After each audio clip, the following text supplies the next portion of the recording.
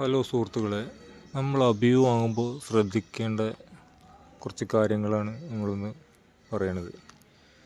അപ്പോൾ അതിൽ പ്രധാനമായിട്ടും അബിയു എന്ന് പറയുന്നത് നമുക്ക് സീഡ് മുളപ്പിച്ചുള്ള തൈകളാണ് കിട്ടുന്നത്. ഗ്രാഫ്റ്റോ ബെഡോ ലെയറോ അല്ല. എന്നാൽ ഇപ്പോൾ നല്ല തൈകളുടെ ഗ്രാഫ്റ്റ് കിട്ടാനുണ്ടെന്ന് പറയുന്നുണ്ട്. നഴ്സറികളിൽ അതൊന്നും ഇറങ്ങിയിട്ടില്ല.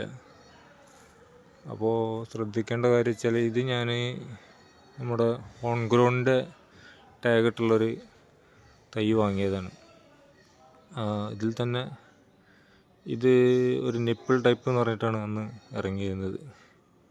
പക്ഷേ 7 വർഷമായി ഇതുവരെ നമുക്ക് പൂക്കളുണ്ടാവലുണ്ട്, പക്ഷെ ഒരു കായ പോലും കിട്ടിയിട്ടില്ല. അപ്പോൾ അതുപോലെ തന്നെ ഇത് ഓൺ ഗ്രൗണ്ടിൻ്റെ അല്ല, അടുത്തത് കണ്ടോ, ഇത് ഒരു ജയൻ്റ് അബിയു എന്ന് പറഞ്ഞിട്ട് കിട്ടിയതാണ്. ഇതൊരു 5 വർഷം കഴിഞ്ഞ്, പക്ഷെ ഇതുവരെ നമുക്ക് ഒരു കായ പോലും ഇതിൽ ഉണ്ടായിട്ടില്ല. പൂവ് നന്നായിട്ട് ഇടുന്നുണ്ട്, ഇപ്പോഴും കണ്ടോ പൂക്കൾ ഇതുമ്മ നിൽക്കുന്നുണ്ട്. ഇത് ജയൻ്റ് അബിയു എന്ന് പറഞ്ഞിട്ട് ഇതിൻ്റെ ഒരു ഫോട്ടോ ഉണ്ടായിരുന്നു. 2 കൈകളിൽ ഒരു ചേർത്ത് പിടിച്ചിട്ട് അബിയുവിനെ വെച്ചിട്ടുള്ളൊരു ഫോട്ടോ ആണ് ഇതിനുണ്ടായിരുന്നത്. അപ്പോൾ അടുത്തത് ഇത് ഞാനൊരു ഫാമിൽ നിന്ന് വാങ്ങിയതാണ്. ഫാം വെച്ചാൽ നഴ്സറിയും കൂടിയുള്ളൊരു ഫാമാണ്.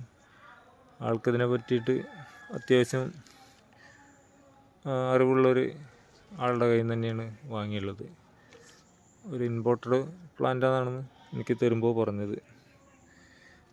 അതുപോലെ തന്നെ 3-ാം വർഷം തന്നെ നന്നായി കായ്ച്ച്, ഇപ്പോൾ കണ്ടോ കായ നിൽക്കുന്നത്.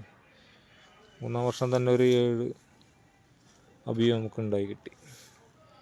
ഇനി ഈ വർഷം ഇത് 2-ാം വർഷമാണ് കായ്ക്കുന്നത്. ഇപ്പോൾ ഇതിൻ്റെ മേലൊരു 30ഓളം അബിയു ഇപ്പോൾ കായ്ച്ച് നിൽക്കുന്നുണ്ട്.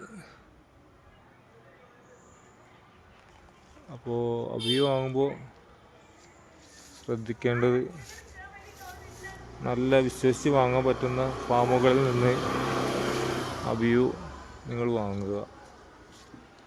അല്ലെങ്കിൽ ഇതുപോലെ പണി കിട്ടാൻ സാധ്യതയുണ്ട്.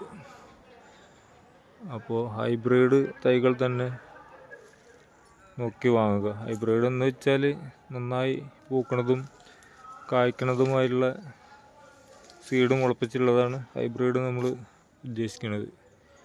അപ്പോൾ പരമാവധി നിങ്ങൾ കായ്ച്ചിട്ടുള്ള മരം കണ്ട് അതുപോലെ തന്നെ അത് കഴിച്ച് നോക്കി വാങ്ങാൻ നോക്കുക. നമ്മളേതായാലും ഒരു തൈയൊക്കെ വെക്കണുള്ളൂ എന്നുണ്ടെങ്കിൽ അതങ്ങനെ ചെയ്യുക. അല്ലെങ്കിൽ പിന്നെ അതൊരു പരീക്ഷണമായി മാറും. അപ്പോൾ ഇതാണ് നമുക്ക് പറ്റുന്ന പല അബദ്ധങ്ങളും. അപ്പോൾ ഞാനിത് പറയാൻ കാരണം വെച്ചാൽ, ഞാൻ അബിയു പല ഫാമുകളിൽ നിന്നായിട്ട് ഇപ്പോൾ കഴിച്ചിട്ടുണ്ട്. അതിൽ തന്നെ ചില അബിയു എന്ന് പറഞ്ഞാൽ ഒരു 7 വർഷമായാലും ഒരു 6 കായകൾ 10 കായകളൊക്കെ ആയിട്ട് ഉണ്ടാവണ അബിയുണ്ട്. അത് ടേസ്റ്റ്, ഒരു ഇളനീരിൻ്റെ ടേസ്റ്റ് ഞാനിപ്പോൾ കഴിച്ചതിൽ എനിക്കങ്ങനെയാണ് ഫീൽ ചെയ്തിട്ടുള്ളത്. പിന്നെ പല വെറൈറ്റികളുണ്ടെന്ന് കേൾക്കാനുണ്ട്, ഞാൻ കഴിച്ചിട്ടില്ല. പക്ഷെ ഇത് നല്ലൊരു വെറൈറ്റിയാണ്. ഇതിനൊരു നല്ലൊരു ഫ്ലേവർ ഉണ്ട്, ഒരു മാങ്ങയുടെ ഒരു ഫ്ലേവർ വരുന്നുണ്ട്. അതുകൂടാതെ തന്നെ അത്യാവശ്യം നല്ല വലിപ്പമുണ്ട്. പിന്നെ ഒരു ഇളനീരിൻ്റെ അല്ല ഫീൽ ചെയ്യണത്, ഒരു നൊങ്കിൻ്റെ ഫീലാണ് നമുക്കിതിന് കിട്ടുന്നത്. അപ്പം അങ്ങനെ പല വെറൈറ്റികളും ഇപ്പോൾ നിലവിലുണ്ടെന്ന് പറയുന്നുണ്ട്. പിന്നെ അത് കൂടാതെ തന്നെ ഞാൻ വേറൊരു ഫാമിൽ നിന്ന് കഴിച്ചതാണ്. അവർ നഴ്സറി ഒന്നുമില്ല, പക്ഷെ അവിടെ നിന്ന് കഴിച്ചപ്പോൾ തീരെ മധുരമില്ലാത്ത അബിയാണ് കിട്ടിയത്. അപ്പോൾ അതും ശ്രദ്ധിക്കണം. അപ്പോൾ അതിൻ്റെയൊക്കെ തൈ കിട്ടുകയാണെന്നുണ്ടെങ്കിൽ നമുക്കെന്തായാലും ഒരിക്കലും അത് നല്ലൊരു അബിയായി മാറില്ല. പിന്നെ അവരുടെ ഫാമിൽ തന്നെ നല്ല അബിയു മധുരമുള്ള ഉണ്ടെന്ന് പറഞ്ഞു. പക്ഷെ ഞാൻ ആ സമയത്ത് കായ്ച്ചിട്ട് പഴുത്തിട്ടുണ്ടായിരുന്നില്ല, അത് കാരണം കഴിച്ചു നോക്കാൻ പറ്റിയില്ല. അപ്പോൾ തൈകൾ വാങ്ങുമ്പോൾ എല്ലാവരും ഇതുപോലെ കഴിച്ച് നോക്കി, അതായത് നവംബർ, ഡിസംബർ, ജനുവരി മാസങ്ങളിലായിട്ട് വാങ്ങാൻ നോക്കുക. അപ്പോൾ നമുക്ക് അബിയു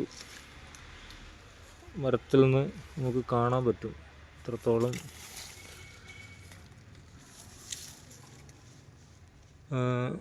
അതിന്മേൽ കായകളുണ്ടെന്നും. പറ്റുമെങ്കിൽ അവിടെ നിന്ന് കഴിച്ച് നോക്കിയിട്ട് വാങ്ങാൻ ശ്രദ്ധിക്കുക. അപ്പോൾ ഇതൊക്കെയാണ് അബിയുവിനെ കുറിച്ച് എൻ്റെ അനുഭവത്തിൽ നിന്ന് എനിക്ക് പറയാനുള്ളത്. അപ്പോൾ വാങ്ങുന്നവർ അതൊക്കെ ഒന്ന് ശ്രദ്ധിച്ചാൽ നല്ലതാണ്. ഓക്കെ, എന്നാൽ അടുത്ത വീഡിയോയുമായി പിന്നീട് കാണാം.